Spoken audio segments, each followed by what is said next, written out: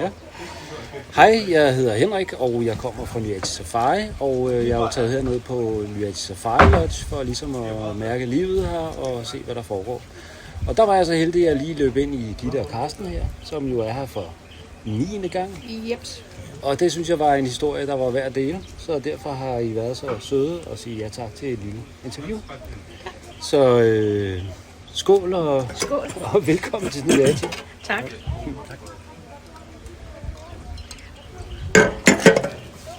Nå, men jeg synes jo, det er spændende at høre, hvordan det hele starter for jer med jer og Ny Ati. Jeg tænker, at den første gang, I var her, hvornår var det? Men det har vi regnet os frem til, at det skulle være i 2008. 2008, ja. Ja. Så har Lodgen været 10 år gammel. Ja. Ja. Og vi havde kigget længe på, der var en masse annoncer i Jyllandsposten blandt andet. Ja, Og der tænkte jeg, der skal vi altså ned en gang. Og det havde vi gjort et stykke tid. Men så 2008 sagde vi, nu skal vi. ja. Og det var godt. Ja, helt perfekt. Ja, det må det jo have været, siden det nu er 9. gang. Ja. Det, jamen, jeg kalder det paradis på jorden. Ja. Og det er det. Nej, så 9. gang. Jeg synes, jeg har hørt noget om, at jeg har været her 3 gange på et år. Ja, i 24 var vi her 3 gange. Ja. En gang i januar, og en gang i april, og en gang i december. Ja. Jamen, skulle I ikke bare til at flytte herned? Så? Jo, Det er lige før. Ja. jo. Altså, vi havde været her i 23, og der mødte vi nogle mennesker, som vi havde det sjovt og hyggeligt med. Ja. Og så fik vi, på en eller anden måde, så fik vi at vide, at de skulle herned i januar 24. Og så tænkte vi, det gør vi da også. Ja. Men de vidste ikke, de kom. Nej. Ja, det var Så vi en god mødte det var simpelthen en Johannesborg overraskelse. Ja, ja. Lufthavn. Ej, fantastisk. Det var sjovt. Ja. Ja. Ej, det må have været. Det må have været en kæmpe oplevelse for dem. Helt at- vildt. se De jer troede stå ikke der. deres egne øjne. Ja, hvad laver I her? Ej, hvor dejligt. Ja, det var rigtig dejligt. Der var vi en uge kun. Ja. Ja. De fleste gange har vi været her 14 dage. Og Ja, det, det var vi så i april jo. Det var det, vi fandt ud af, at der skulle ja. komme nogle udsættelser af næsehorn. Ja, det er rigtigt. Ja. Og det var det, vi fulgte sådan lidt, og så bare vi fandt ud af, at nu var de kommet, så tog Ja. vi afsted i december igen. Ja. Dem skulle vi lige ned og se. Ja. Ja. Og det fik I så set. Det gjorde Ja. vi. Ja. Ja. Så det var en stor oplevelse. Ja, og der kom jo mange. Ellers havde vi, jeg tror, vi havde set måske 1 næsehorn. Jamen, jeg synes, jeg kan huske, at det var noget med 20 næsehorn eller noget af den stil. Ja. Ja, det var det omkring. Ja. Ja. Altså, vi var her i 2 uger i april, og der fik vi at vide, at den første uge, der var der en, der sagde, i næste uge, der kommer der en hel masse næsehorn, der bliver sat ud. Ja. Og så tænkte vi, ej godt, så kan vi jo se dem i næste uge. Ja. Men de skulle jo gå og have det roligt og stille. Ja, det er og- klart, det er klart, det har været- så vi fik dem slet ikke at se, og det var derfor, vi var nødt til at tage herned i december. Jamen, det, Fordi der kunne man se dem. Ja. Det var fantastisk. Ja. Ja, det var det. ja, men jeg tror også på det tidspunkt var næsehorn jo meget mere truet, end de er nu. Ja. Altså, det er de jo stadigvæk jo, men Ja. der er kommet lidt mere ro på måske. Ja. Så. Ja. Nå, fantastisk. Hvad for en bolig plejer I at bo i hernede? Jamen, vi har boet i chaleterne. Chalet 3, tror jeg det var. Chalet 3, ja. Ja. Og så har vi også boet i telte. Ja. Teltene helt nede ved Tisakan. Ja, dem dernede, ja. Og så har vi været her sammen med nogle venner, der boede vi i en af villaerne. Ja. Og nu har vi været heldige at få chalet nummer 1, som vi er meget glade for. Det er jo den, der ligger lige der. Ja. Den er lidt større end de Ja, andre. det er familie... Ja, jeg tror, det er familiebunkerlov. Ja, der er de der ekstra værelser på, ja. Ja, Ja. Vi kalder den familiebunkerlov faktisk, ja, eller chalet, ikke? ja. Ja. Så vi har prøvet dem. Nej, vi har ikke prøvet alle sammen, men Det er tæt på. alle typerne har vi prøvet. Ja, Ja, men det tænker jeg nok, I skal nå. ja det tænker jeg også. Hvad er så jeres favorit bolig? Det er telt nummer 4. Det er telt nummer 4, helt Ja. specifikt. Ja, Ja, det er det. ja. Det er så hermed udsolgt fra nu af og til Ja. altid. Nå, det skulle jeg måske ikke have sagt. Jo, det er fint. Så kan jeg ikke få den. Det ligger tættest på her jo, Ja. med teltene. Ja, ja. Ja. Det er altså godt med telte. Ja, og hvad er det, der er så det godt ved teltet, Jamen, der er synes lidt større og lidt mere plads. Så, Ja, ja. Jeg har sådan nogle slap af stole, man kan sidde, hvis man har brug for at slappe af og sidde og høre på en lydbog, og, Ja. og der er god plads. Men Ja. det er der jo også i chalet nummer 1. Ja.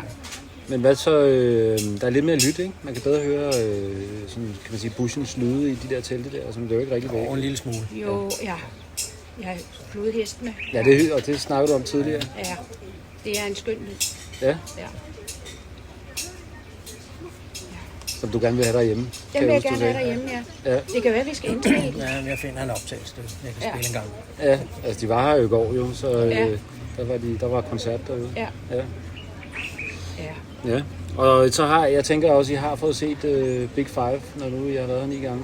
Det har vi prøvet nogle gange, ja. Ja. Men det er altid stort at se det. Ja. Man Hvad kan så? jo ikke blive træt af at se dyrene. Ja, Altså selvom vi har været her så mange gange, så er det jo alligevel noget nyt hver gang.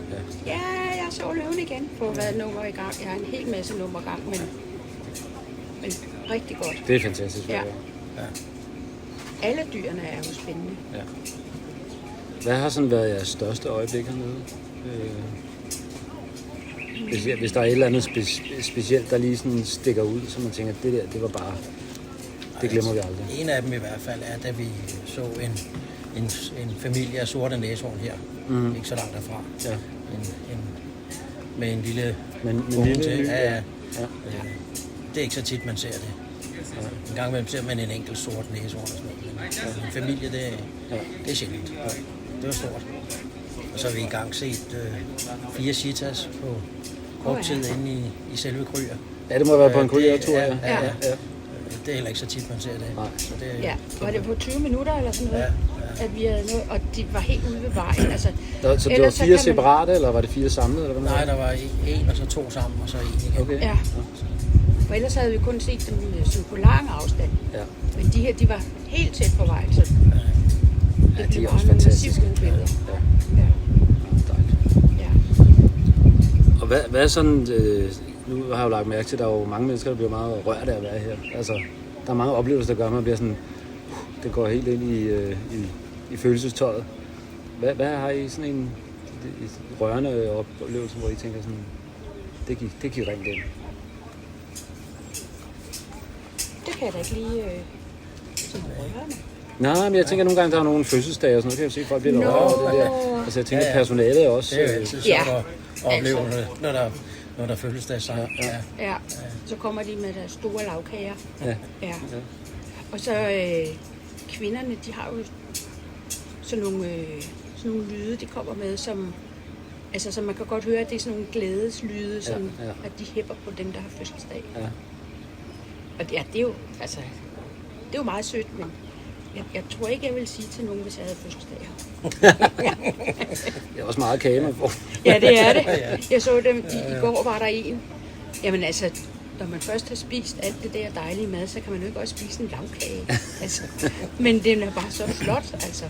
Ja, jeg så godt, de delte den rundt til hele, og der var stadig mere end en halv kage tilbage. Ja, ja, Ja, skønt. ja. Og hvad har I så været på? I har selvfølgelig været på en masse game drops. Har I været på nogle af de der ekstra ture, der er her? Ja, I har været i Kryllerparken, fortalte I det. Ja, Ja. altså, til at begynde med, da vi var her, der hørte det hele med. Ja, Ja, så man kom til Drakensbjergene og Kryer og den der kultur. Ja. Byen der, ja. Landsbyen der, ja. Ja, Så har jeg også været til Moholololo. Moholololo, Det er ja. også en stor oplevelse at se, hvad de Ja. gør for at redde de skadede dyr. Ja. Men, ja, det tænker jeg, det kan godt være noget af det, der har været rørende. Ja. Altså, det er jo... Altså, det er jo helt forfærdeligt, hvad mennesker kan finde på at gøre ved dyr. Det kan vi godt blive. Men så er der jo godt, at der er nogen, der tager sig af dem. Og det synes jeg har været godt at se. I øvrigt så synes jeg, at der bliver taget rigtig, rigtig meget hensyn til dyrene her. Altså alt foregår jo på dyrenes præmisser. Ja.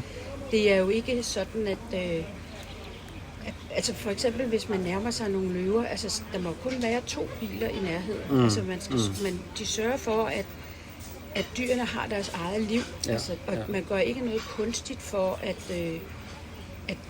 at man skal, at vi som gæster skal se noget Nej, ekstra. ja. Altså, det er på dyrenes præmisser alt. Ja. Og det synes jeg er godt, og man kan mærke, de der ranger, de har jo godt tjek på dyrenes altså dyrenes signaler. Altså hvis det er, at der kommer en morelefant med sin baby, så hun kan godt blive sur over, at vi er der. Ja, det er klart. Og så er det jo, at man skal som ranger læse de signaler, der er. Ja. Og det er de virkelig dygtige til. Ja. Og jeg synes også, de er fantastiske til at spotte ting, som... Ja. Ja, det er meget professionelt. Ja. Også, selvom de kører på vejen, og der er 1 meter ned til jorden, så bremser det lige pludselig op. Det var fordi, der lige kom en kolonne termitter, eller nogle små myrer. Og det kan de se helt derfra. Altså, de kan jo se alt, hvad der bevæger sig. De er så dygtige. Ja, det er de. Og super søde, efter min mening. Ja, og de giver jo også som gæster en rigtig, rigtig god oplevelse. Ja, altså, det er jo helt fantastisk. Ja. Og de er søde, og de er omsorgsfulde også. Altså, det er ikke altid, jeg går lige godt, men hvis det er, at de ser, det går ikke så godt, så holder de mig i hånden, eller gør et eller andet, sådan at de er omsorgsfulde og søde. Ja. Så man kan få ro til at nyde øjeblikket. Ja. Og det der med roen, det er en af grundene til, at vi ofte bor her i 2 uger, fordi at så kan man også nogle gange sige, i dag skal jeg slappe af. Ja. Jeg skal ikke på alle turene. Og det er så skønt, at man så bare kan sige, okay, jeg lægger lige og lytter til en lydbog eller et eller andet, så man samtidig også har ferie. Fordi altså, de første gange man er her, der skal bare opleves noget. Ja. Jamen, jeg kan også huske nogle gange, jeg var her der fra tidlig morgen til sen aften, og så op tidligere næste morgen. Ja. Altså, i går var vi op 4:00 for at komme til Kryer. Ja. Men det gør ikke noget, så kommer. Det er jo den lyd der. Det var lige noget din favoritlyd, jo. Ja, det var det. Den er bestilt til dig. Ja. Eller også vil den bare gerne være med. Ja. Det er den er velkommen til. Vi kan lige gå ned og hente den. Den klarer du. Ja. Og så, jeg tror, vi har været omkring det, men nu spørger jeg alligevel igen her, fordi det er et spørgsmål, jeg har forberedt. Sådan, hvad er det, I synes, der gør Unuiati til noget helt unikt? Hvis I sådan skal give noget videre til dem, der lytter med herude. Altså, der er ingen tvivl om, at det er personalet og dyrene. Altså personalet, der laver rigtig, rigtig dejlig mad. Meget mad. Meget lækkert. Det var faktisk mit næste spørgsmål. Nu tager du den selv. Ja, altså det er virkelig, virkelig dejlig mad, man får. Ja. Og rigtig god vin, der bliver præsenteret på den gode måde, så at man får at vide, hvad for en drue er der i, og hvad har den ligget på fadet. Og, altså, og den måde, man bliver taget imod her. Ja. Altså, nogle gange er det jo som om, det er gamle venner. Ja. Det er det vel også for jer? Det er det jo, ja. Altså, hvor de siger, kommer I nu? Velkommen tilbage. Og det synes jeg er hyggeligt. Og de ved for eksempel, at jeg er helt vild med iste. Så når jeg nærmer mig baren om formiddagen, så ved de det? Så ved de, at jeg skal have en højbårs iste. Så tager de den fra. Nu kommer hende der. Hende med isteen? Hende med isteen, ja. Ja, de er jo dybt professionelle i alting, hvad de gør, synes jeg. Ja. Og søde og smilende. Altså, jeg har aldrig nogensinde hørt noget personale, der har været træt, eller de er selvfølgelig trætte. Ja, men man kan ikke mærke det på dem. De er bare søde og smilende og griner, og de har jo også en skøn form for humor. Ja. Altså, de har... Altså, det er faktisk sådan lidt dansk. Altså, de kan godt lide ironi og... Altså, ja. Jamen, jeg tror på det personalet og dyrene. Ja. Og lidt maden, hører det også. Ja. Ja, det er godt. Ja. Hvad så med nummer 10 gang? Skal den være? Det håber vi bliver næste år. Ja. Er der sådan et favorittidspunkt på året, hvor I gerne vil være hernede? Det her er den nye favorittidspunkt. Altså her i februar. Ja. Februar og marts. Ja. Fordi at der er lyst om morgenen. Der er ikke koldt om morgenen. Altså, når vi kommer hen i april, så kan der godt være... Ja. Altså, der har vi handsker på om morgenen. 5-10 grader om morgenen. Og sådan noget på Det er lidt ørerne. koldt. Det er stadig varmt om dagen, ikke? Jo, det er skønt vejr om dagen. Altså, Ja. lige så snart solen er stået op, så er der jo dejligt varmt. Ja. Men det der, når man sidder og holder fast i 4 graders varme, det er koldt. Ja. Ja.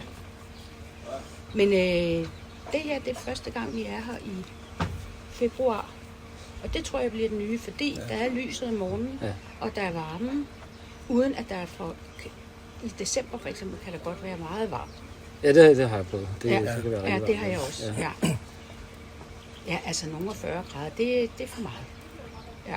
Ja, det er varmt. Jeg kan godt lide Men der er så en masser, der spas af. godt kan lide det. Jeg synes, hvis de gider at holde sig under 35, så Ja, er men jeg det er glad. dejligt i dag, og så er det jo også dejligt grønt nu på den her årstid. Ja. Nå ja, i år er det jo ekstra grønt. Ja.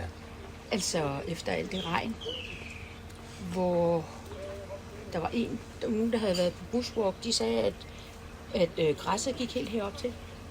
Altså, så 1,5 meter eller sådan noget. Ja, man kan godt se, det er meget grønt Ja. derude. Ja.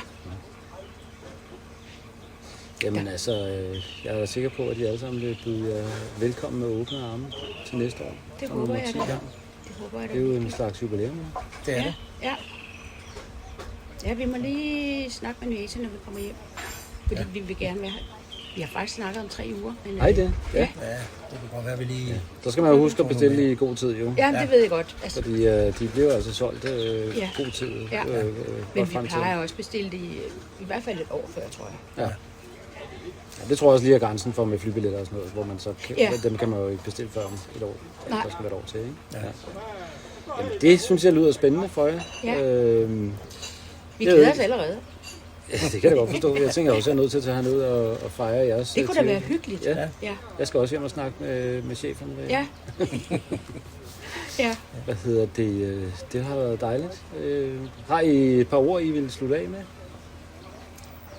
Altså, I har jo sagt så meget, men, Ja. men det kunne godt være, der lige var en hilsen. Eller altså noget. de mennesker, der ikke har været her, de skulle se at komme afsted.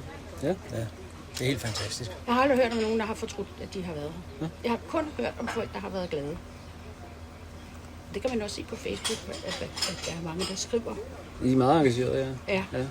Det er jo dejligt. Ja, det er det. Jamen, den opfordring, den vil jeg så hermed give videre derud til. Ja. Og og så velkommen til Nyati. Og tusind tak til jer to, for at I ville være med. Det var så lidt. Velbekomme. Det var Meget sjovt at glad være for. med. Det var rigtig hyggeligt. Ja. Så skål, og jeg håber resten af jeres ferie bliver lige så fantastisk, som det, jeg har hørt indtil nu. Det gør Jeg er den. sikker på, at det gør den.